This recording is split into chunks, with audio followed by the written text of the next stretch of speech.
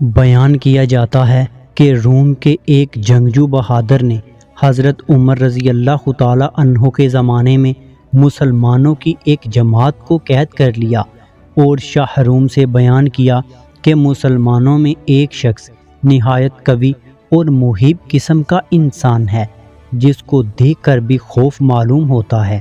یہ سن کر بادشاہ روم نے اس شخص کو دیکھنے کے لیے طلب کیا۔ اس زمانے کے دستور کے مطابق شاہ روم کے سامنے ایک زنجیر لگی ہوئی تھی جس کی وجہ سے باہر آنے والے کو بادشاہ کے سامنے جھک کر آنا پڑتا تھا۔ جب اس مرد مومن نے زنجیر دیکھی اور معلوم ہوا کہ اس کے نیچے سے جھک کر آگے جانا ہوگا تو اس نے بادشاہ کے پاس جانے سے انکار کر دیا۔ تب شاہ روم نے اس زنجیر کو اٹھانے کا حکم دیا کہ وہ شخص اس کے پاس آ سکے جس کو دیکھنا اور اس سے باتیں کرنا منظور تھا۔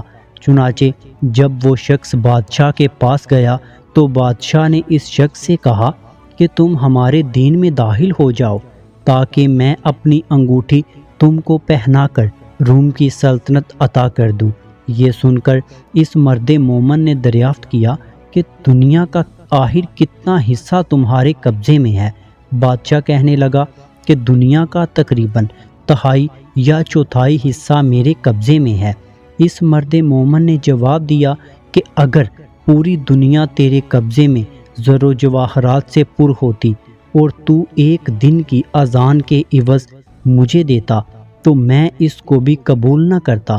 تو اپنی سلطنت کے عوض میرا ایمان خریدنا چاہتا ہے۔ شاہ روم نے یہ سن کر دریافت کیا کہ اذان کیا چیز ہے؟ مرد مومن نے جواب دیا کہ سن، اشہد ان لا الہ الا اللہ و اشہد ان محمد رسول اللہ اذان ہی کا ایک کلمہ ہے۔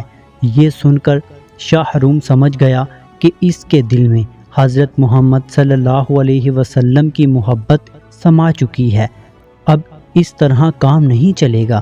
یہ سوچ کر اس نے حکم دیا کہ اچھا، ایک دیگ میں پانی کھولا کر اس شخص کو اس میں ڈال دیا جائے تاکہ کھولتے پانی میں پڑ کر اس کا کام تمام ہو جائے یا خوف کھا کر اپنے دین سے پھر جائے۔ چنانچہ حکم شاہی کی تعمیل کی گئی۔ جب اس مرد مومن کو دیگ میں ڈالا گیا تو وہ بسم اللہ پڑھ کر داخل ہوا اور حکم الہی کی برکت سے دوسری جانب سے باہر آ گیا۔ یہ دیکھ کر لوگوں کو اور بھی تعجب ہوا۔ اس کے بعد بادشاہ نے حکم دیا کہ ایک اندھیری کوٹھڑی میں اس کو بند کر دیا جائے اور 40 دن تک سوائے خنزیر اور شراب کے اور کوئی چیز اس کوٹھڑی میں نہ ڈالی جائے۔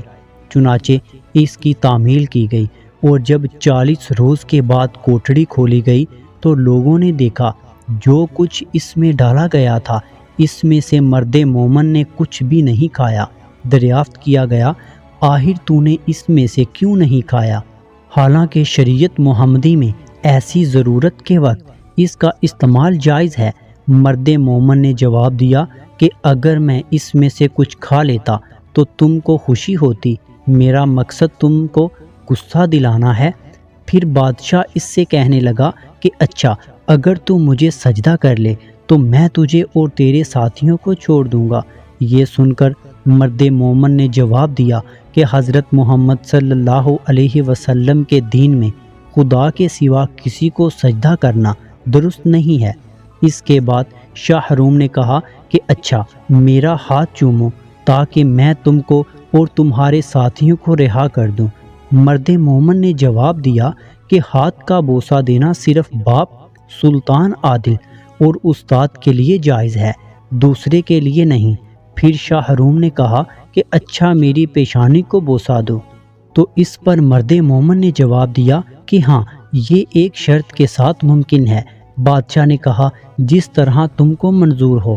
پس مرد مومن نے اپنی آستین اس کی پیشانی پر رکھی اور اس کو چوم لیا، اس نیت سے کہ میں اپنی آستین کو بوسہ دے رہا ہوں۔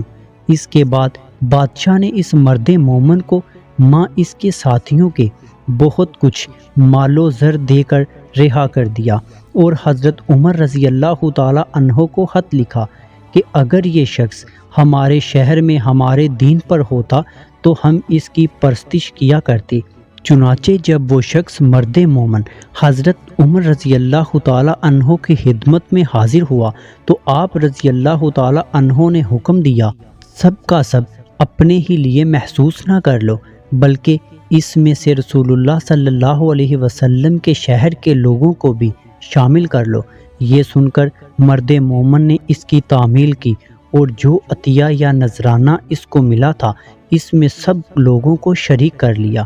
سچ ہے، جو شخص ایمان و اخلاص کے ساتھ اللہ پر بھروسہ کرتا ہے، اللہ تعالی ہر حال میں اس کی مدد فرماتا ہے۔ چنانچہ ہمیں بھی چاہیے کہ زندگی کے ہر موڑ پر صرف اور صرف اللہ ہی پر نظر رکھیں۔ اللہ تعالی ہم سب کو عمل کرنے کی توفیق عطا فرمائے، آمین یا رب العالمین۔